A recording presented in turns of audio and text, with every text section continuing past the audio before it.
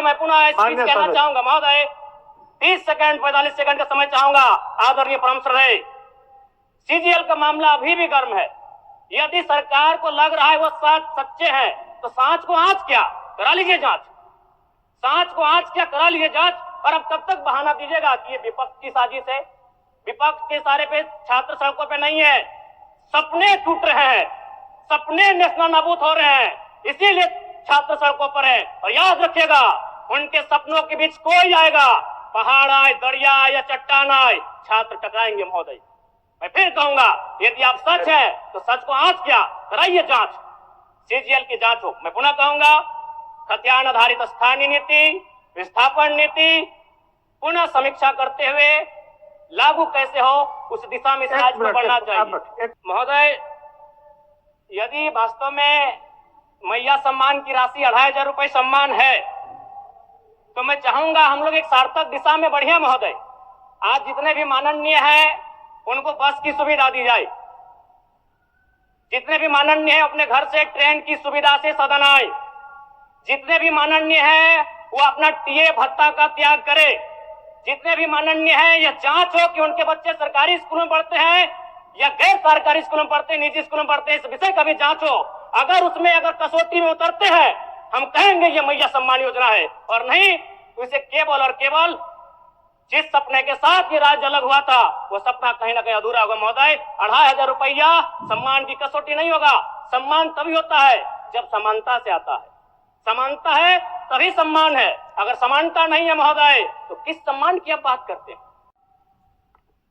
अध्यक्ष महोदय, आदरणीय मुख्यमंत्री को दोबारा बहुमत से चुनकर आने के लिए भी धन्यवाद।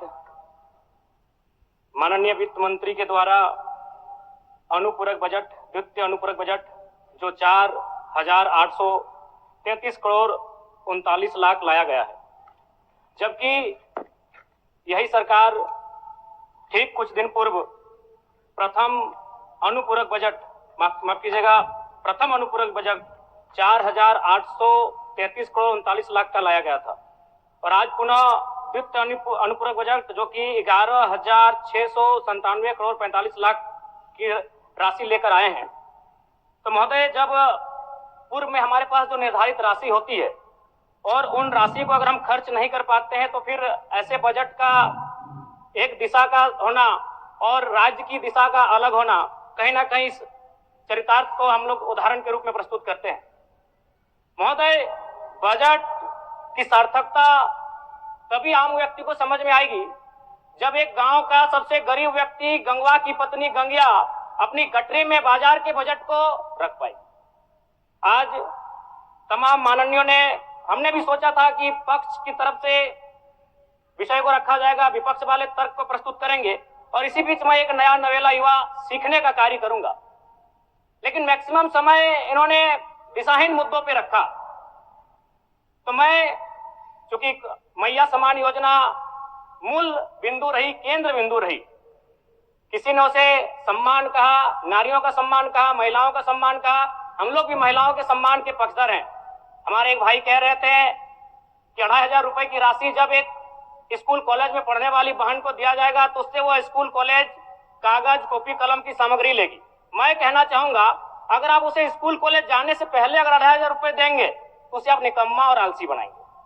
यदि आपको उस राशि को देना है तो उसके स्कूल कॉलेज जाने के बाद दीजिए, स्कॉलरशिप के रूप में दीजिए। मैं आज पुनः कहूंगा, क्योंकि आप सत्ता पक्ष में हैं, आप संभवतः अपने इस विषय को बचाएंगे, आप अपना पक्ष रखेंगे कि आपने मैया सम्मान योजना एक महान कार्य किया है।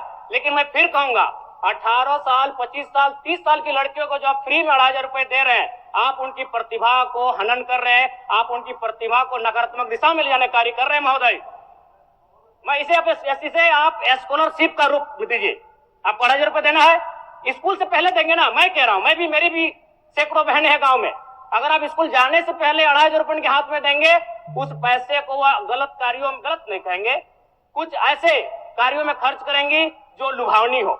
स्कूल जाने के बाद, अटेंडेंस के बाद अगर आप देंगे स्कॉलरशिप के रूप में तो वो बहन स्कूल तक जाएगी। दूसरा सवाल और एक महत्वपूर्ण विषय महोदय। एक मिनट माननीय सदस्यगण, सभा की सहमति हो तो सदन की कार्रवाई समाप्त होने तक समय बढ़ाई जाए। बोलिए। अब समाप्त करिए, बोलिए। महोदय, यदि वास्तव में मैया सम्मान की राशि 2500 रुपए सम्मान है, तो मैं चाहूंगा हम लोग एक सार्थक दिशा में बढ़िया महोदय। आज जितने भी माननीय हैं उनको बस की सुविधा दी जाए, जितने भी माननीय हैं अपने घर से ट्रेन की सुविधा से सदन आए, जितने भी माननीय हैं वो अपना टीए भत्ता का त्याग करे, जितने भी माननीय हैं यह जांच हो कि उनके बच्चे सरकारी स्कूलों में पढ़ते हैं या गैर सरकारी स्कूलों में पढ़ते हैं, निजी स्कूलों में पढ़ते हैं, इस विषय का भी जांच हो।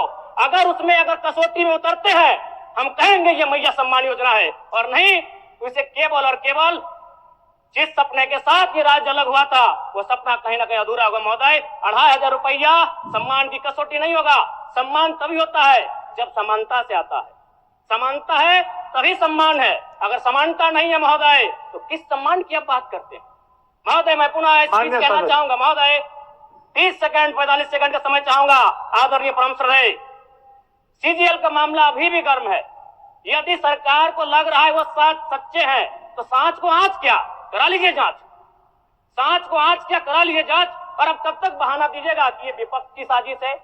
विपक्ष के सारे पे छात्र सड़कों पे नहीं है, सपने टूट रहे हैं, सपने नेशनल नाबूद हो रहे हैं, इसीलिए छात्र सड़कों पर है। और याद रखिएगा, उनके सपनों के बीच कोई आएगा, पहाड़ आए, दरिया आए या चट्टान आए, छात्र टकराएंगे महोदय।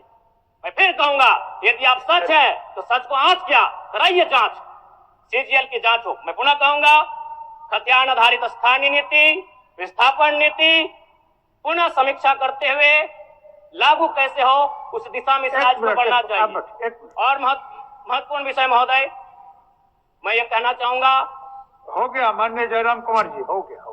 धन्यवाद महोदय। सरकार के